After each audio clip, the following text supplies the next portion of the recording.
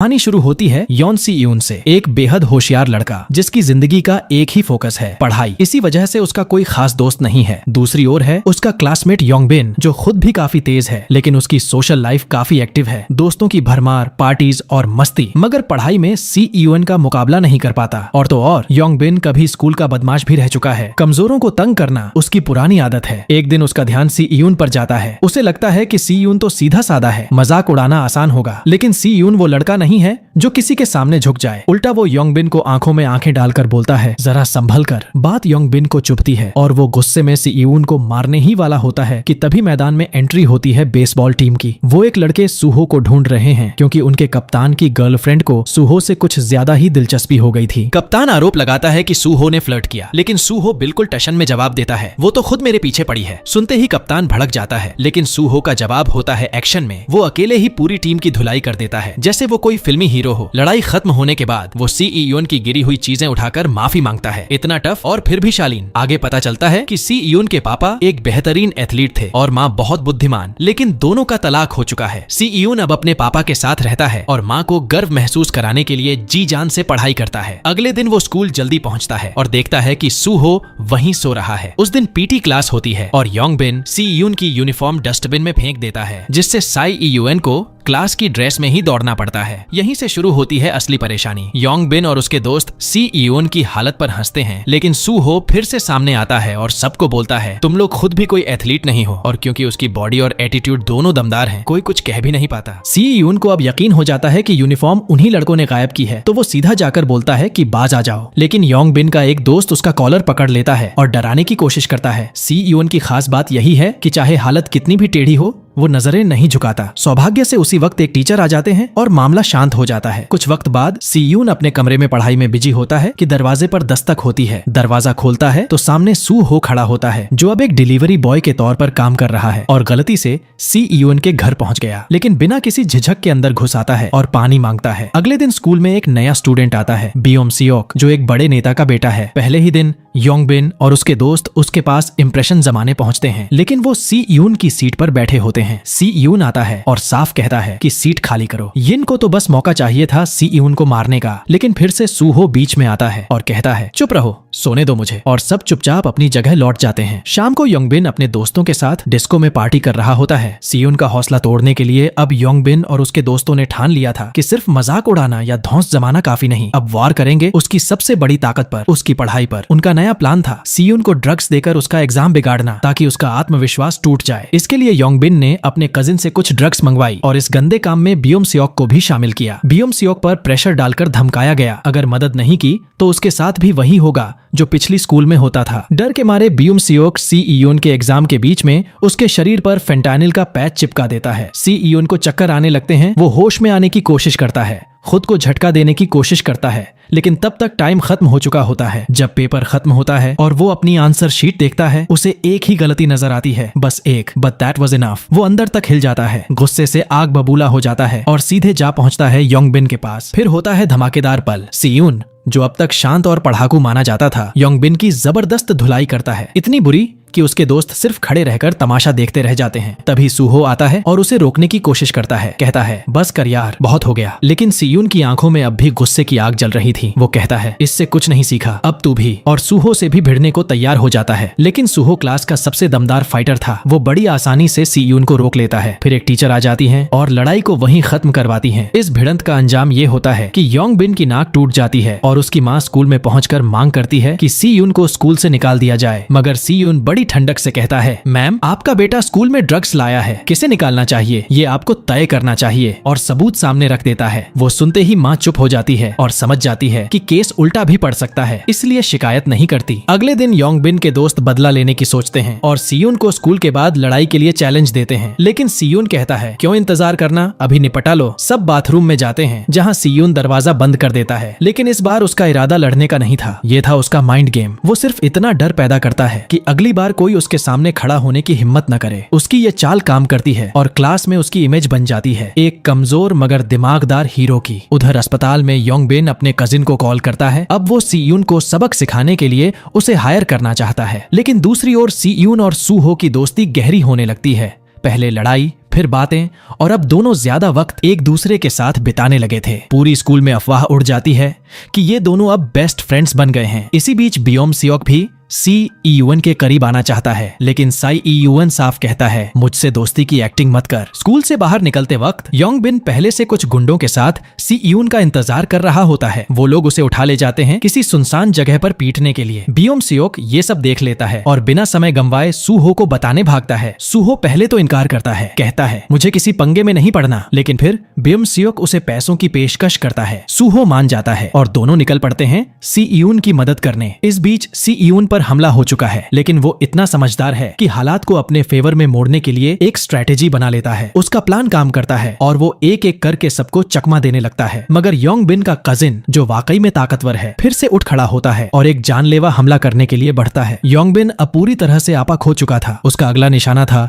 सी ईयून के हाथ। हाँ, वो उसके हाथ तोड़ना चाहता था ताकि वो कभी दोबारा न लिख सके, न पढ़ सके। लेकिन ठीक उसी वक्त जैसे किसी हीरो की एंट्री होती है, सूहो आ जाता है। वो पूरे गुस्से में उन गुंडों से कहता है बस बहुत हो गया, लेकिन योंग बिन का कजिन मानने को तैयार नहीं था। अब बात बन चुकी थी इज्जत की।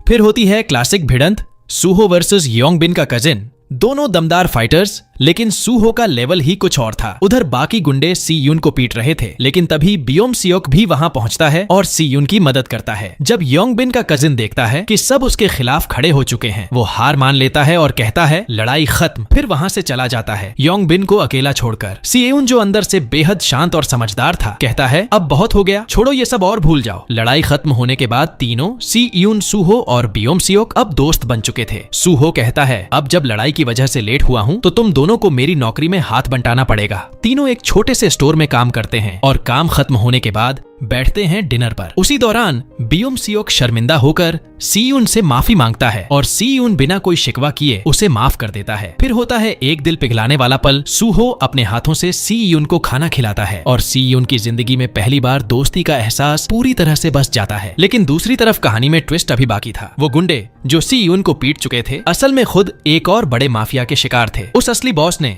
जिसे सब साइको कहते थे, जानबूझकर अपने ही एक आदमी का हाथ तोड़वा दिया ताकि उसे बहाना मिल जाए और फिर वो मांग सके 15 लाख का हर्जाना। सी यून और उसके दोस्तों के लिए अब ये सिर्फ लड़ाई नहीं, ब्लैकमेलिंग की जंग बन चुकी थी। अगली सुबह तीनों दोस्त एक साथ रिलैक्स करने के लिए मिलते हैं, लेकिन सी यून तो बिना पढ़े रह ही नहीं सकता, इसलिए जाने लगता है। तभी सूहो कहता है चल एक शर्त लगाते हैं, देखते हैं कौन किससे बेहतर है। शर्त में सूहो हारता है और सी यून खुशी खुशी घर की ओर निकल पड़ता है। लेकिन रास्ते में उसका सामना होता है उस गुंडे की बहन से, जिसने सी यून को पहले मारा था। वो सी यून को रोक कर कहती है चलो कुछ खा आते हैं, और फिर बोलती है मुझे तो रफ लड़के ही पसंद हैं। सी यून कुछ समझ नहीं पाता, लेकिन हाँ, वक्त अच्छा बीतता है। अगले दिन योंग बिन स्कूल आता है अपना सामान लेने, लेकिन जाने से पहले सी यून से रिक्वेस्ट करता है कि उसके साथ पार्किंग तक चले, क्योंकि वो एक डिक्लेरेशन देना चाहता है कि फेंटेनिल उसका नहीं था। सी यून मान जाता है, लेकिन उसे नहीं पता था कि ये सब एक चाल थी। पार्किंग में पहले से उस गैंग का बॉस बैठा होता है, जिसने पूरा गेम प्लान किया था। वो कहता है तुम लोगों ने योंग बिन को मारा है, अब उसका हर्जाना भरना पड़ेगा 15 लाख, और धमकी देता है कि अगर पैसे नहीं मिले तो हालात बहुत खराब हो जाएंगे, नहीं तो कर्ज लेना पड़ेगा, और जब चुकता नहीं कर पाओगे तो जिंदगी भर उसके लिए काम करना पड़ेगा। यही था उस गैंग का असली तरीका, लोगों को कर्ज के जाल में फंसाकर उनका इस्तेमाल करना। अगले कुछ दिन पूरे गैंग के लोग साई ईयून और उसके दोस्तों का पीछा करते रहते हैं, जिससे साई ईयून तंग आ जाता है। वो अपनी नई दोस्त से बात करता है, जो उसे पूरे गैंग के सिस्टम के बारे में बताती है। कहती है कि उस बॉस से उलझना अपनी बर्बादी को न्योता देना है। वो उसे समझाती है कि खुद की भलाई के लिए पैसा दे दो और इस पागल इंसान से दूर रहो। उधर बियोम सियोक, जो अब अपने दोस्तों के लिए कुछ भी करने को तैयार था, अपने पापा की घड़ी चुरा लेता है और उसे बेचकर 15 लाख का इंतजाम कर लेता है। लेकिन क्या पैसे देना ही हल है? सी यून की प्लानिंग अब अपने आखिरी पड़ाव पर थी। जब बियोम सियोक ने पैसे जुटा लिए, सी यून और बाकी दोस्तों ने फैसला किया कि उन्हें ये पैसे नहीं देने चाहिए, बल्कि सीधे पुलिस को बुलाकर इस पूरे गैंग का खेल खत्म करना चाहिए, क्योंकि अगर एक बार पैसे दे दिए तो फिर कभी पीछा नहीं छूटेगा। सी यून बताता है कि उसने सबूतों का लोकेशन ट्रेस कर लिया है, वो सब उस गैंग लीडर के घर में मौजूद है, बस पुलिस को वहां ले जाना होगा। लेकिन इस मिशन की शुरुआत सूहो करेगा। वो सबसे पहले उस क्रिमिनल के घर जाएगा और अपनी बेटिंग ऐप का आइडिया उसे बेचने की कोशिश करेगा ताकि उसका विश्वास जीत सके। फिर क्या था, प्लान तुरंत शुरू होता है। सूहो बताता है कि उसे उसकी ऐप के बारे में सब पता है और एक बड़ा ऑफर लेकर आया है, पूरी स्कूल को एक जुए के अड्डे में बदलने का ऑफर। वो क्रिमिनल इस आइडिया से इतना खुश होता है कि सूहो को अपने गैंग में शामिल करने को तैयार हो जाता है।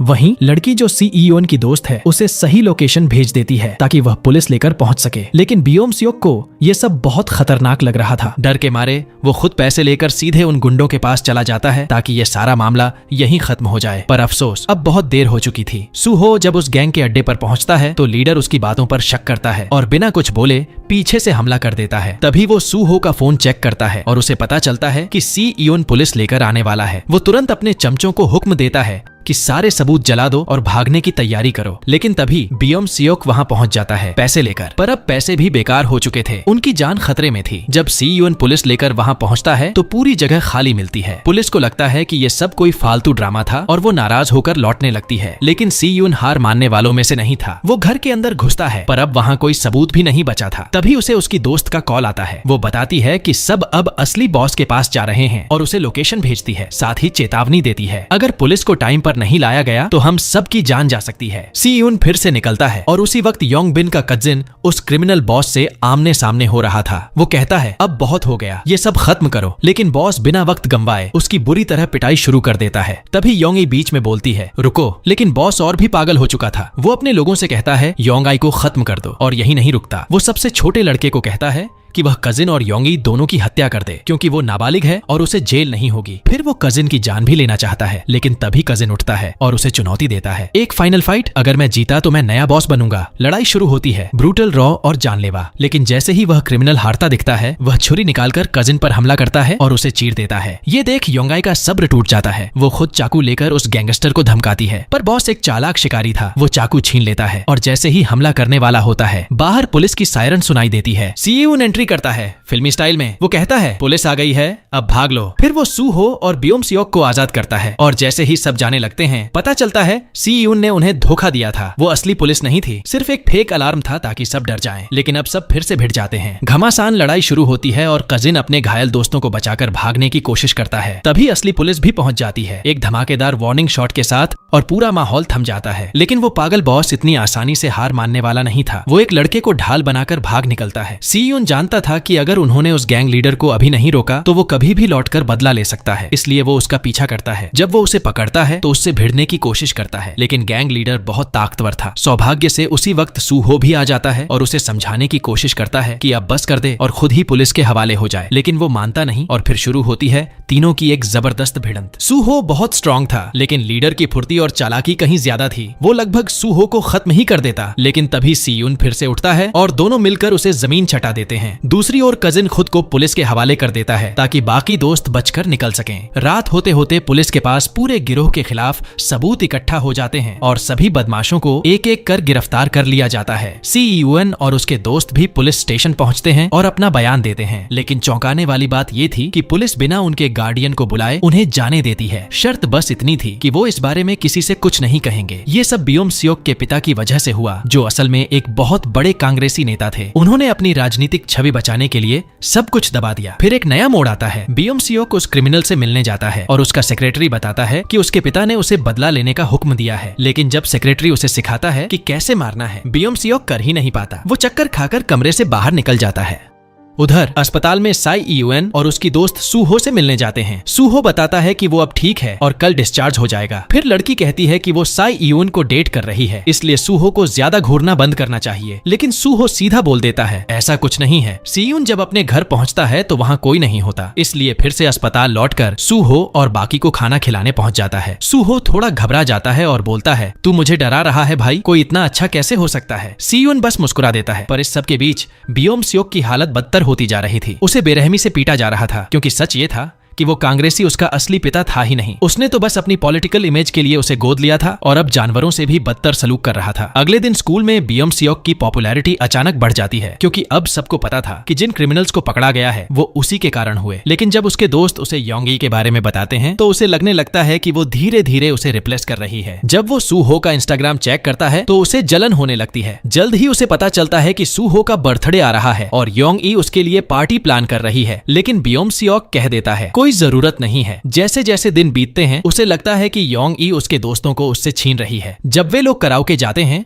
तो बियोम सियोक जरूरत से ज्यादा कोशिश करता है सबका ध्यान पाने के लिए, पर नतीजा उल्टा होता है। उसी दौरान उसकी मुलाकात उसके पुराने क्लासमेट्स से होती है जो उसे पहले बुली करते थे। डर के मारे वो वहाँ से भाग जाता है। जब वो बाकी दोस्तों के पास लौटता है तो गुस्से में योंगी पर भड़क उठता है, क्योंकि उसे लगता है कि उसने जानबूझकर बदमाशों को उसका पता दिया था। वो उसे मारने तक को तैयार हो जाता है, लेकिन उसके दोस्त योंगी का साथ देते हैं। इससे वो और भी ज्यादा भड़क उठता है और तभी वो गुंडे फिर से आ धमकते हैं। इस बार वो बियोम सियोक को उठाकर ले जाना चाहते हैं, लेकिन सी यून डटकर खड़ा हो जाता है और कहता है, दफा हो जाओ यहाँ से, उसे अकेला छोड़ दो। और अगले दिन बियोम सियोक इस वक्त बुरी तरह चिढ़ा हुआ था। उसे बस किसी पर भी गुस्सा निकालना था, लेकिन क्लास के बाकी लड़के उससे डरते नहीं थे, क्योंकि असली ताकतवर तो सू हो था। फिर भी वो सबको मारने की धमकी देता रहा। तभी सूजे आता है उसे शांत करने, बट हालात उल्टे हो जाते हैं और दोनों के बीच बहस शुरू हो जाती है। अगले 2 दिन बियोम सियोक स्कूल ही नहीं आता, जिससे उसके दोस्तों को चिंता होने लगती है। फिर सी यून और बाकी लोग उसे ढूंढते हुए उसके घर पहुंच जाते हैं। बियोम सियोक चौंक जाता है, बट दिल ही दिल में खुश भी होता है कि उसके दोस्त उसे देखने आए। जब उससे पूछा जाता है कि वो ऐसा क्यों कर रहा है, तो बियोम सियोक टूट जाता है। वो बताता है कि पिछली स्कूल में उसे बहुत बुरी तरह बुली किया गया था और कुछ कर नहीं पाया, क्योंकि उसके पिता ने साफ मना किया था कि वो कोई तमाशा ना करे। ये सुनकर सूहो उसे कहता है कि उन बदमाशों को कॉल कर वो खुद उनसे माफी दिलवाएगा। जब वो सब कराओके में मिलते हैं तो पहले तो वे माफी मांगने से मना कर देते हैं, उल्टा उसे फिर से धमकाने लगते हैं। लेकिन तभी सूहो एकदम से सामने आता है और उन्हें मजबूर करता है कि बियोम सियोक से माफी मांगे। पर बियोम सियोक को सिर्फ माफी नहीं चाहिए थी, उसे बदला चाहिए था। वो खुद उन्हें मारना चाहता था, लेकिन सी यून और दोस्तों ने कहा कि ये सब हद से बाहर जा रहा है। बियोम सियोक बिल्कुल बेकाबू हो चुका था। सूहो उसे कमरे से बाहर खींच ले जाता है। वहाँ दोनों में जबरदस्त बहस होती है। बियोम सियोक गुस्से में कहता है कि हम कभी दोस्त थे ही नहीं, और फिर उसे पैसे ऑफर करता है उस बदमाश को पीटने के लिए। ये सुनते ही सूहो का गुस्सा फूट पड़ता है और वो उस पर हमला कर देता है। बीच बचाव के लिए सी यून को आना पड़ता है। इसके बाद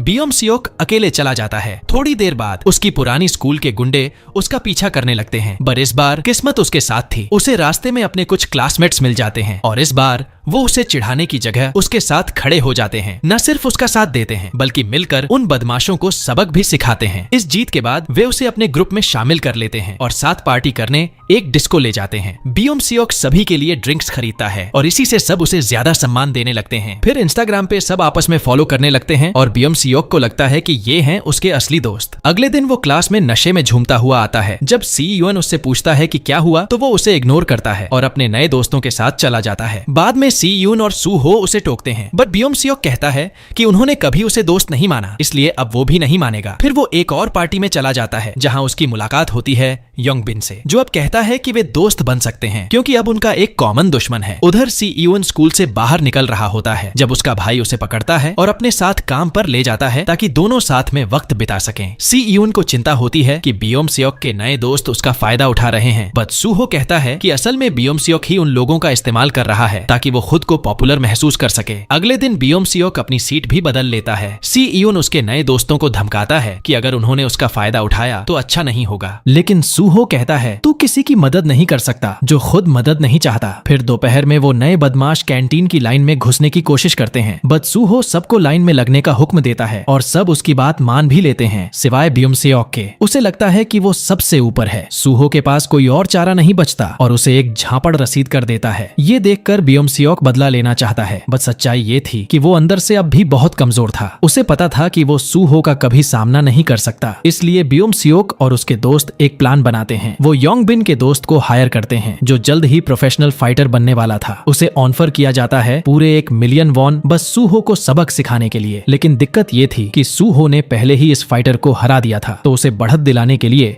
बियोम सियोक और उसके दोस्तों ने सूहो की बाइक के ब्रेक काट दिए ताकि वो हादसे में घायल हो जाए और ढंग से लड़ ना पाए। सूहो को अंदर ही अंदर समझ आ गया था कि इसके पीछे कौन है, बट वो सी यून को टेंशन नहीं देना चाहता था, इसलिए उसने ऐसे किया जैसे उसे कुछ पता ही नहीं। थोड़ा वक्त बीतता है और आ जाता है सूहो का बर्थडे। यही वो दिन था जब बियोम सियोक और उसके दोस्त सूहो को पीटने की प्लानिंग कर रहे थे। बियोम सियोक उसे कॉल करता है, बट सूहो ने उसे पहले ही ब्लॉक कर रखा था, इसलिए बियोम सियोक अब योंगी को कॉल करता है और कहता है कि वो सब दोस्तों से फिर से मेलजोल करना चाहता है और सूहो को एक गिफ्ट देना चाहता है, बट इसके लिए उसे योंगी की मदद चाहिए। योंगी जो चाहती थी कि सब फिर से दोस्त बन जाएं, इस झांसे में आ जाती है और मान जाती है, लेकिन असल में ये सब एक बहुत बड़ी साजिश थी। फिर एक मैसेज सूहो को भेजा जाता है, बट सबसे पहले वो सी यून के हाथ लग जाता है। वो पूरा मैसेज डिलीट कर देता है और सू हो से कहता है कि वो आराम से खाना खाए, वो थोड़ी देर में कुछ काम निपटा कर आएगा। जब सी यून उस जगह पहुंचता है तो वो पूरे एरिया का एनालिसिस करता है और एक स्ट्रेटेजी प्लान करता है ताकि वक्त आने पर वहां से सुरक्षित भाग सके। फिर वो उन गुंडों के पास जाता है जिन्हें साई यून की जगह सू हो की उम्मीद थी। उसे देखकर बियोम सियोक थोड़ी देर के लिए घबरा जाता है और कहता है कि वो वापस चला जाए, लेकिन योंग बिन अब किसी भी हालत में सी यून को छोड़ना नहीं चाहता था। सी यून फौरन दौड़ना शुरू करता है और अपनी बनाई हुई स्ट्रेटेजी से काफी सारे बदमाशों से बच निकलता है, लेकिन आखिर में उनके नंबर ज्यादा थे। फिर भी सी यून अपने दिमाग और दम से कईयों को हरा देता है, पर तभी आ जाता है वो फाइटर जिसके आते ही सब उसके पीछे छुप जाते हैं। वो सच में बहुत ताकतवर था। सी यून को बहुत आसानी से जमीन पर गिरा देता है। जब योंग बिन उसे मारने के लिए आगे बढ़ता है तो बियोम सियोक उसे रोकता है और कहता है कि इससे उसका कोई लेना देना नहीं है, लेकिन उसका नया दोस्त उल्टा उससे कहता है कि उसे अब एक साइड चुननी पड़ेगी और बियोम सियोक चुपचाप खड़ा रहता है और सबके सामने सी यून को पिटता हुआ देखता है। इस भयानक मारपीट के दौरान योंग ई ने पुलिस को कॉल कर दिया था। पुलिस आते ही सारे गुंडे वहां से भाग जाते हैं। जब सी यून होश में आता है तो वो बहुत ज्यादा घायल था। योंग ई पुलिस को पूरी सच्चाई बता रही थी, बट सी यून उसे रोकता है और कहता है कि वो कुछ न कहे। फिर वो खुद बियोम सियोक को कॉल करता है और कहता है कि वो उसे पुलिस में नहीं देगा, बट ये सब यहीं खत्म होना चाहिए। अगले दिन सी यून के पिता उससे पूछते हैं कि ये चोटें कैसे लगी। सी यून झूठ बोलता है, कहता है कि सीढ़ियों से गिर गया था। उसका पिता बहुत परेशान हो जाता है और कहता है कि अब वो उसे किसी दूसरी स्कूल में ट्रांसफर कर देगा। उधर सूहो को चिंता होने लगती है क्योंकि स्कूल का सबसे होशियार लड़का सी यून 2 दिन से स्कूल ही नहीं आया था। वो सी यून के घर पहुंचता है बट कोई दरवाजा नहीं खोलता। अब उसकी चिंता और बढ़ जाती है। अगले दिन सूहो बियोम सियोक के दोस्तों से कहता है कि उन्हें उसकी बाइक की मरम्मत का खर्च देना होगा। डर के मारे वो सब मान जाते हैं। फिर सूहो उन सबको पकड़ता है और जोरदार तरीके से मारता है ताकि वो सब सच उगल दें। जब उसे सब कुछ पता चलता है तो वो सीधा योंगाई के पास जाता है और पूछता है कि सी यून किस अस्पताल में है। योंगी बताती है कि उसे डिस्चार्ज कर दिया गया है, बट साथ ही चेतावनी देती है कि वो कोई बेवकूफी ना करे क्योंकि सी यून ने ये सब कुछ सिर्फ इसलिए सहा ताकि कोई और लड़ाई न हो। इसके बाद सूहो अपने दोस्त सी यून के घर पहुंचता है और सी यून ऐसे पेश आता है जैसे कुछ हुआ ही नहीं। लेकिन सूहो अपने दोस्त से अलविदा कहने गया था क्योंकि उसने तय कर लिया था कि वो रात को उन गुंडों से लड़ाई करेगा। दूसरी तरफ बियोम सियोक से बात करता है और कहता है कि वो उसे वही देगा जो वो हमेशा से चाहता था। बियोम सियोक फौरन अपने फाइटर को कॉल करता है और कहता है टाइम आ गया है सूहो को खत्म करने का। उसी वक्त योंगी कॉल करती है सी यून को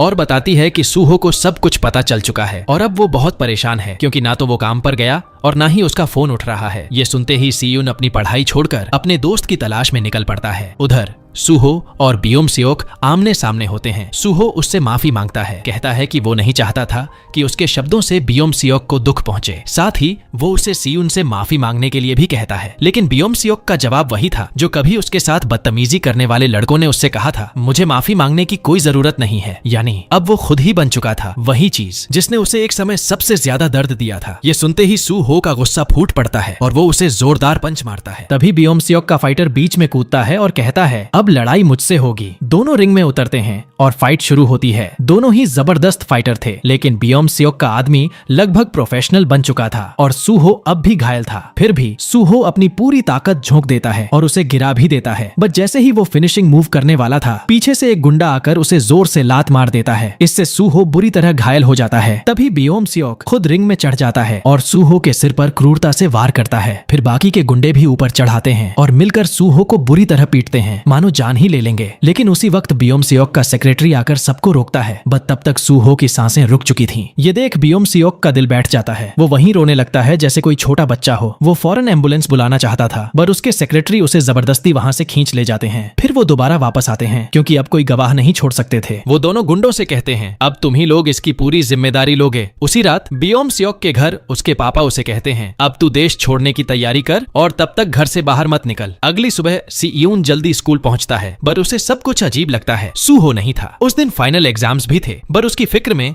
साई यूएन का पूरा पेपर बिगड़ जाता है। फिर उसे असली सच्चाई पता चलती है, सूहो कोमा में है। बियोम सियोक के सेक्रेटरी ने ऑफर दिया है कि वो सारे मेडिकल खर्च उठाएंगे, बट इसके बदले उसकी दादी को कुछ पेपर्स पर साइन करने पड़े ताकि वो लोग कानून से बच जाएं। अपने दोस्त को उस हालत में देखकर सी यून खुद को बहुत दोषी मानता है। पूरा दिन वो उसके पास बैठा रहता है। योंग ई उसे समझाती है कि अब घर जाओ, अभी और एग्जाम्स बाकी हैं। बट अब सी यून के लिए पढ़ाई बेमतलब हो चुकी थी। अब तो बस एक चीज थी, बदला। अगले दिन वो सीधा योंगबिन के स्कूल पहुंचता है और उसे जोरदार हमला कर देता है। फिर उसे धमकी देता है, बता वो फाइटर कहाँ है जिसने सूहो को मारा। योंगबिन वैसे भी डरपोक था, सब कुछ उगल देता है। इवन वो वीडियो भी दिखाता है जिसमें सूहो की बेरहमी से पिटाई हो रही थी। उसी वक्त योंगी पहुंचती है ब्योम-स्योक के घर और कहती है, तू डरपोक है कायर। लेकिन ब्योम-स्योक उल्टा उसे ही दोष देने लगता है, अगर तू हमारे बीच नहीं आती तो कुछ भी नहीं होता। सीयून सीधा पहुंचता है उस जिम में जहां वो फाइटर ट्रेन करता था। वो उसे चुपचाप पीछे से अटैक करना चाहता था, लेकिन फाइटर के रिफ्लेक्सेस गजब के थे। वो आसानी से उसका वार टाल देता है और मुस्कुराकर कहता है, तू बहुत ही कमजोर है मेरे लिए, घर जा, स्कूल की घंटी बजेगी तुझसे पहले। लेकिन सीयून आज कुछ और ही ठान कर आया था, उसे अपने दोस्त का बदला लेना था। वो वही स्टाइल अपनाता है जो उसके भाई ने उसे सिखाया था। शुरुआत में फाइटर भारी पड़ता है, बट सीयून की सबसे बड़ी ताकत थी उसका दिमाग। वो हर बार कोई ना कोई तरीका निकाल ही लेता था और आखिरकार वो फाइटर को जमीन पर गिरा देता है। अब फाइटर उससे रहम की भीख मांग रहा था, बट सीयून को रहम नहीं बदला चाहिए था। वो उसका टखना तोड़ देता है, सिर्फ उसकी हड्डी नहीं, उसकी प्रोफेशनल करियर भी वहीं खत्म कर देता है। उधर स्कूल में ब्योम-स्योक का बाप खुद पहुंचा होता है, ये देखने की कहीं किसी ने कुछ बोला तो नहीं, बट टीचर लोग वैसे ही बिके हुए थे, सब उसके इशारों पर चल रहे थे। तभी अचानक एग्जाम के बीचों बीच साईयूएन क्लासरूम में घुसता है, हाथ में फायर एक्सटिंग्विशर और आंखों में आग, और वो शुरू हो जाता है एक एक कर सारे गुंडों को वहीं धो देता है। फिर वो सीधा जाता है ब्योम-स्योक के पास और कहता है, ये सब तेरी वजह से हुआ है। ब्योम-स्योक चुपचाप मान जाता है, हाँ सब मेरी गलती है, मुझे मार दे। लेकिन सीयून उसे नहीं मारता क्योंकि वो जानता था कि गिल्टी कॉन्शियंस उससे बड़ी सजा कोई नहीं। फिर जैसे ही टीचर्स उसे रोकने आते हैं, सीयून अपनी नंगी मुट्ठी से शीशा तोड़ देता है और गरज कर कहता है, मेरे रास्ते से हट जाओ। अब सीयून अंदर से पूरी तरह टूट चुका था। वो सीधा जाता है सूहो के पास और थकावट से वहीं सो जाता है। सपने में सूहो उससे कहता है, तू सच में पागल हो गया है। सीयून रोते हुए माफी मांगता है, बट सूहो मुस्कुराकर कहता है, ये तेरी गलती नहीं है। कुछ समय बाद ब्योम-स्योक को देश से बाहर भेज दिया जाता है क्योंकि अब उसका बाप भी उसे अपने पास नहीं चाहता था। योंग-आई को भी बेहद पछतावा था, इसलिए वो भी सबकी जिंदगी से गायब हो जाती है। ब्योम-स्योक का बाप कोशिश करता है कि सीयून को सबका दोषी ठहराकर उसे सुधार गृह भेज दे, बट सीयून के पास सबूत था, वो वीडियो जिसमें सब कुछ रिकॉर्ड हुआ था। मजबूरी में ब्योम-स्योक के बाप को पीछे हटना पड़ा और सायून को एक नई स्कूल में ट्रांसफर किया गया। एक नया शहर, एक नई शुरुआत। लेकिन जिस स्कूल में उसका एडमिशन हुआ,